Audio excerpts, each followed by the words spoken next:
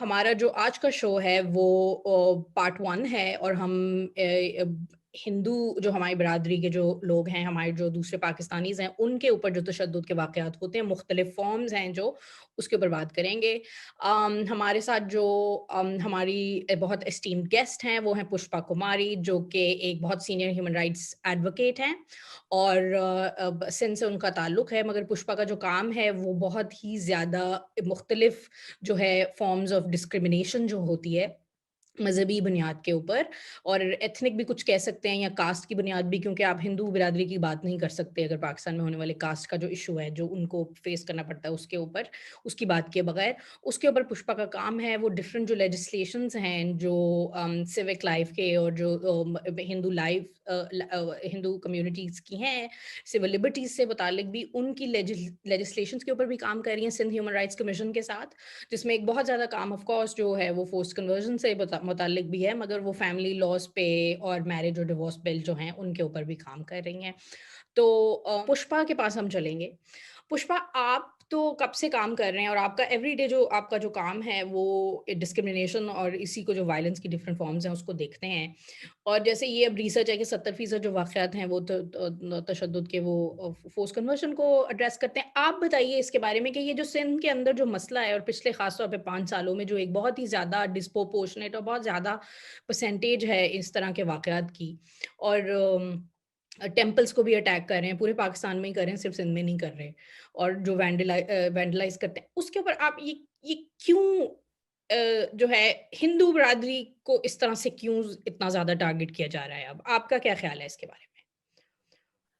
देखें जैसे आपने अभी कहा कि हिंदू बिरादरी जो टारगेटेड ज़्यादा हो रही है, एक तो वो एक ईज़ी टारगेट इसलिए भी हैं कि उनका एक्सपोज़र ये है कि वो हिंदू हैं, क्योंकि उनका एक फ़ेथ डिफरेंट है। दूसरा ये कि आजकल जो काफ़ी इन 5 इयर्स में आपने देखा होगा कि एक्सट्रीमिज़्म और ये जो फ्यूडलिज़्म जो है ना, उसकी काफ़ी मुख़्तलिफ़ शक्लें सामने आई हैं, जिसमें फ्यूडलिज़्म की अभी रिसेंटली सिंध में भी एक फ्यूडल क्लास जैसे अभी एक रिसेंटली एक हुआ था कि अरब शिकारी आए थे और उन्होंने एक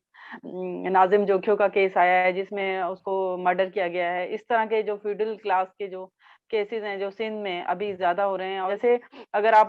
मैं अपनी बात करूँ तो काफ़ी जगहों पे मुझे भी डिस्क्रिमिनेशन का ये याद दिलाया जाता है कि आप उस कास्ट से हैं कि जहाँ पे आपकी कास्ट जो है वो ये बताती है कि आप जैसे अगर आप क्रिश्चियंस में जाएँ तो वहाँ पे उनको किसी एक ख़ास नाम से पुकारा जाना या किसी उस कास्ट का नाम लेके पुकारा जाना कि जैसे अगर पंजाब में कहते हैं कि आप क कमी कमीन हो जैसे इस तरह से हुँ, हमारी कास्ट में भी यही होता है कि आप है ना कोली हो या भील हो या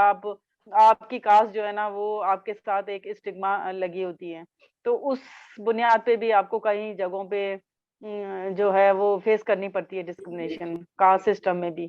क्योंकि मेरा ताल्लुक भी उसी उन कास्ट से है या जिसको हम कहते हैं इंडिजिनस कम्युनिटी या एथनिसिटी में वो आ जाती हैं। वो कम्युनिटीज़ जो अपर कास्ट से या एलीट क्लास से बिलॉन्ग नहीं करती हैं। तो मैं ये हुँ। समझती हूँ कि वो अभी तक एग्जिस्टेंस हैं, वो स्कूल्स में हों, अगर हम थरपारकर की बात करें और सिंध में बदीन और उमरकोट और डिस्ट्रिक्ट सांगड़ की बात करें तो वहाँ काफ़ी ऐसे स्कूल्स हैं जहाँ पे वो बच्चियाँ स्कूल नहीं जाती हैं जिनकी कास्ट जो है वो उन कास्ट से बिलॉन्ग करती हैं या अदर ओबीसी जो अदर जो क्लास से ताल्लुक रखती हैं या जिनको अच्छा, हम कह सकते हैं शेड्यूल्ड कास्ट। तो तो वहाँ पे ये डिस्क्रिमिनेटरी स होती हैं। जो बच्चियाँ हैं वो स्कूल इस वजह से नहीं जा रही या उनको जाने नहीं देते, उनको स्कूलों में नहीं दाखिल होने दिया जाता या सिर्फ़ वो गुर्बत की वजह से जो है वो नहीं जा पाती हैं और ये कि कास्ट उनकी दूसरी है? ये थोड़ा बताइएगा कि कुछ क्या देखें सिर्फ़ मतलब वो हाँ, उसमें ये है बताइए। कि आप में सिर्फ़ ये हम ये नहीं कह सकते कि सिर्फ़ गुर्बत एक एस्पेक्ट है, एक फैक्टर हुँ, है, हम वो हम ये समझते हैं कि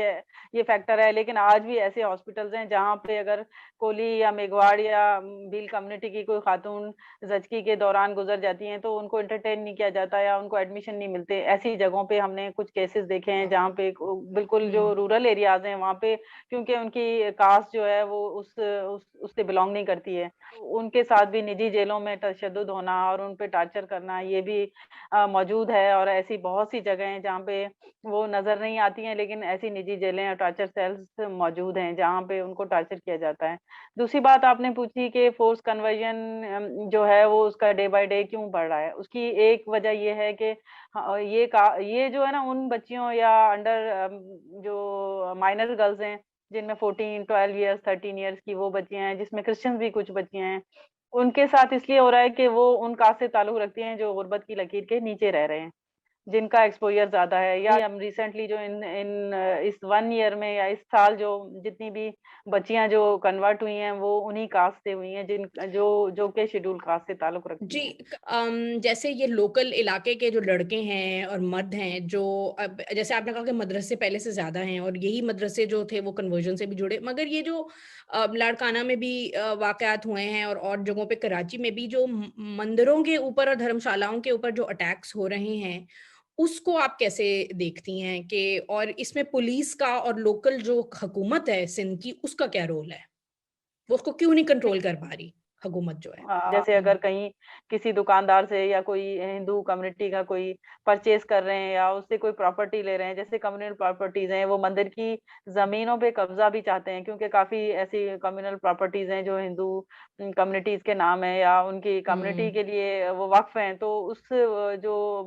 जो वक्फ अमलाक होती हैं, उन पे वो कब्जा भी करना चाहते हैं, उन पे वो ये चाहते हैं कि किसी तरह ये यहाँ से माइग्रेट हो जाएं तो हम इसको मंदिर पे कब्जा कर लें। तो हुँ। ऐसे काफी जगहों पे भी ये इशू हुआ है कि वो लोग मंदिर या चर्चिस पे कब्जा करना चाहते हैं, तो इस वजह से वो उन प्रॉपर्टीज के लिए वहां पे कुछ इस तरह की क्रिएट करते हैं माहौल के, वो जो हिंदू कम्युनिटी है वो वहां से किसी तरह से निकल जाए और वो उस पे कब्जा करके उसको लैंड माफिया भी जिसको कह सकते हैं हम, या बिल्डर माफिया जो है, जिनको गवर्नमेंट परमिशन एनओसी दे देती है कि भाई आपने यहाँ बिल्डिंग खड़ी करनी है या कोई प्लाजा बनाना है, तो वो उस पे कब्जा करने के लिए फिर वो इस तरह का माहौल क्रिएट करते हैं कि मंदिर पे अगर करेंगे तो ये वैसे ही फियर में आ जाएंगे और यहाँ से ये लोग चले जाएंगे। तो ये ये एक सीरियस इशू है। 1 ईयर में मैंने देखा है कि लोग ज्यादा बात नहीं करते हैं फोर्स कन्वर्जन पे, ज्यादा है ना। जब आप ये बात करते हैं कि आपको ये मंदिरों पे अटैक हो रहा है, तो उसके लिए एजिटेशन होते हैं, तो वो भी है ना, ज्यादा बाहर नहीं निकलते हैं। उस हिंदू कम्युनिटी के साथ जब हुँ, एजिटेशन कोई कर रहा होता है तो मेजोरिटी को भी उसके साथ खड़ा होना चाहिए। अगर मेरे मेरे घर में हुँ, आग लगी है तो आपको मेरे साथ स्टैंड करना चाहिए, लेकिन यहाँ पे ये होता है कि वो हिंदू कम्युनिटी खड़ी रहती है लेकिन उसके साथ मेजोरिटी के लोग नहीं खड़े होते हैं, तो वो फिर हमें जी, ऐसा लगता है कि हम जो हैं वो फिर अकेले हैं। तो इसलिए फिर और जी। ज्यादा हम ये चाहते हैं कि किसी तरीके से खामोशी से हम जो है ना वो उस चीज पे डिस्कस ना करें या उस अपनी जो है ना राइट्स हैं उसकी बात ना करें।